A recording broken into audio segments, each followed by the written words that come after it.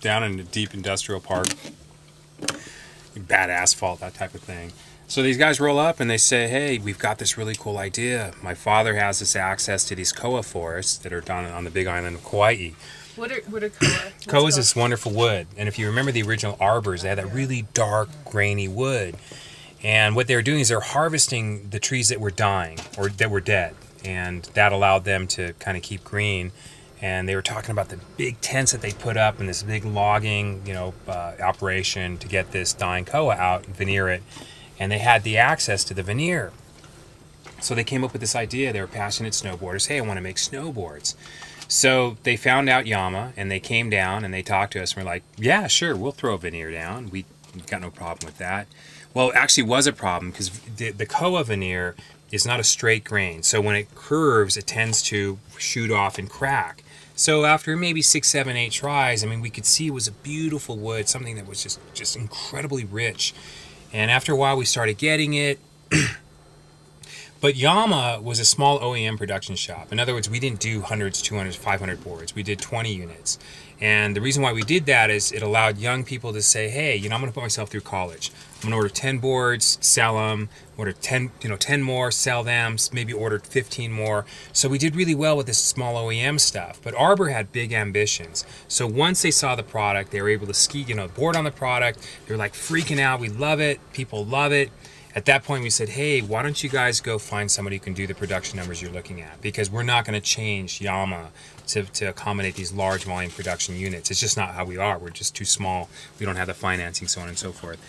So Chris and his partner were very gracious, and they basically said, hey, thanks for everything. And they launched Arbor. They did all their logos with us. They did all their basic boards with us, got their line out, so and they moved on.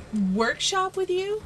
No, basically an OEM account says, here's the dimensions, here's the graphics, and we'd like you to build it, integrating our graphics. And so what we would do is we would create all the templates and all the cassettes for their particular boards and integrate their graphic package, get them launched. In other words, they could look at product. It'd be like getting the first, draft of a magazine and saying, this is what we're selling. So once they had that, they were able to generate a large amount of confidence that, yeah, this is badass. These snowboards are going to move. And as I remember, their first logo, they said, hey, can you put this on top of this? They were so excited. These guys were really young, really, real passionate about boarding and really excited about the way because they had nothing looked like that before that. There was no veneered snowboards. And when Arbor did it, they did it with this koa. And koa is this incredible. You remember, I mean, anytime you see an Arbor, they have so many different wood species now. But initially, that's all they had. So that was a wonderful starting point. Can you remind us what OEM stands for? OEM is Original Equipment Manufacturer. So as I said, if you had a product, you wouldn't manufacture because you're not you're not in a manufacturing. You're on the design side. So at that point, you would find someone who could actually make that product for you. And that maker is called the OEM manufacturer, Original Equipment Manufacturer. So that's how we started so many small companies like Family Snowboards, 5150. Well, actually, Jason Keynes came out of 5150. It came out of Yama to start 5150. They learned their trade with Yama. It was kind of like what we're doing with 333, seeding other companies. You had Trailer Trash Snowboards. It's been so long ago, but there was, I think, at one time listed 32 different companies that had sprouted from the OEM or the crews. Family Snowboards out of Newport Beach. They started with Yama, learned their trade, and then moved on, started their own companies. And sometimes that was a little bit harsh. You train these people, you work with them, and all of a sudden they're ready to sprout on their own. You say, hey, have a good time, good luck. But at the same time, the crew's gone. So you reassemble it, and then you go through this again. But by the time you reassemble it, you've learned that much more. The next crew learns that much more. You've progressed. The shop looks different, looks better. They go out, they have a higher chance of success. And I think what really drove people through all that was this learning process. And not only just learning something, but then taking what they learn and then enabling them to actually make a company out of it and make a lifelong experience. Some of them, were transient. They did 3, 4, 5 years, then moved on. And we're very proud of those people that have, that have worked hard through their lives and become engineers or whatever they turned into. But Yama was seminal in that, was a kind of a cornerstone. And that's something we've been proud of, and we've integrated that into 333 Skis, giving away our technology, again, seeding American companies. So, cool. How did they find you? Well, there wasn't that many people that could make a snowboard at the time. Okay, this is when Kemper came to us. We did their prototyping. Morrow was looking at us for Kemper. So we were talking. We were part of the industry, but we weren't heavily financed. We were a very just kind of not much bigger than the trailer now. And how do they find us? Well, we were in LA. And LA, there was college campuses. There was all kinds of people that were finding out about us, and they'd show up. The Northridge shop, the Canoga Park shop. We had factories, so we had an actually established place, and people would just come in and say, "This is what I want to do. I want to make snowboards. I want to learn how. This is what I want to do." And they drop out of college. You had the family crew had come out of Northridge University, and they were part of a really prestigious program in design, and they dropped out because that's not what they wanted. I mean, they did, but this is what they really wanted to do, was make snowboards, because it was different then. It's not like now.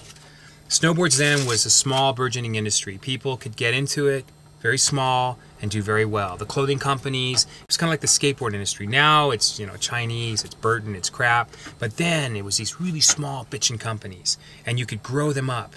And you had this potential, and you were trading snowboards for gear, and it was kind of really small and tight. And even Mammoth then. I mean, there was Penny McCoy, who was really gracious to the snowboard community. They were trying to rise above the dregs of, skate and Jägermeister. They were trying their best. And Penny was really gracious, and she gave us time in the big trade shows. And, she extended herself. But since then, it's become more like, Burton, Kemper, Rossignol, just big conglomerate Chinese crap. But then it wasn't like that. So you mentioned Burton, and Burton, of course, started in Vermont, and it was a little more grassroots than it is now. Right. And it grew in a certain way.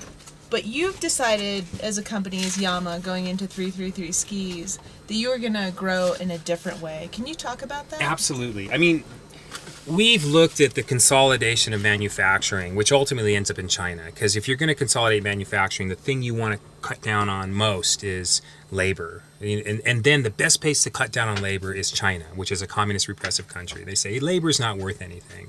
The business class is worth everything. So essentially the business model for conglomeration has been, let's just try to figure out how one company can just grow so big and minimize its costs to maximize its profits.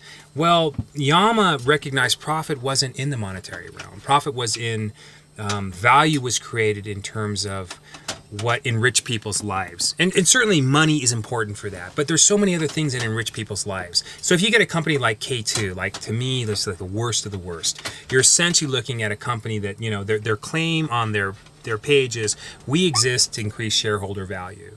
And that with the other half of that statement is to decrease labor value. What we've always thought, that labor, working with your hands, from Yama, these people that actually work with Yama, one of the things they remembered is the things that they were able to make. That was value to us. So when we created 333, we said, look, we're not going to consolidate and grow super large so we can maximize profits. We're going to maximize value. And we're gonna rethink capitalism in terms of, profits are great. We see what it does. And in truth, the people that work for profitable companies most of the time don't even like it. And the people that have a lot of profit are pretty miserable. But the people who have value, the people that actually help other people, the people that educate people, the people that care about people, those people are who you want to have dinner with. Those people you want to have a beer with. Not the guy that buys you the beer, but the guy that really, or the person or the woman who's able to talk to you while you're having the beer. And that's the value, okay? Not the foodie idiot. I mean, I say these things in kind of a negative, harsh way, but the truth of the matter is, it's the labor that has so much value to the human hand, to the human person, not profit. And the value lies in the labor. So what we've decided to do with 333 was simply go, let's create a company that manufactures an incredible product by virtue of working with their hands. And then let's take those skill sets, create an apprenticeship program, and give them away so that other people can create value for themselves and within their community.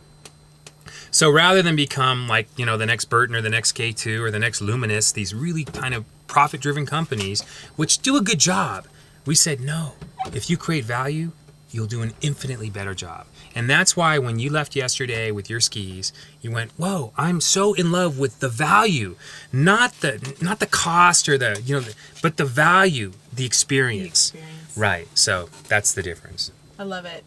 So you're looking to inspire companies to be the next 333 skis. Well, we call it a ski smith. We're trying not necessarily to model. I mean, we are the model. I mean, we're a model. And we're really looking for other people to, you know, put it on a barge, run it down the, you know, the fjords of Alaska.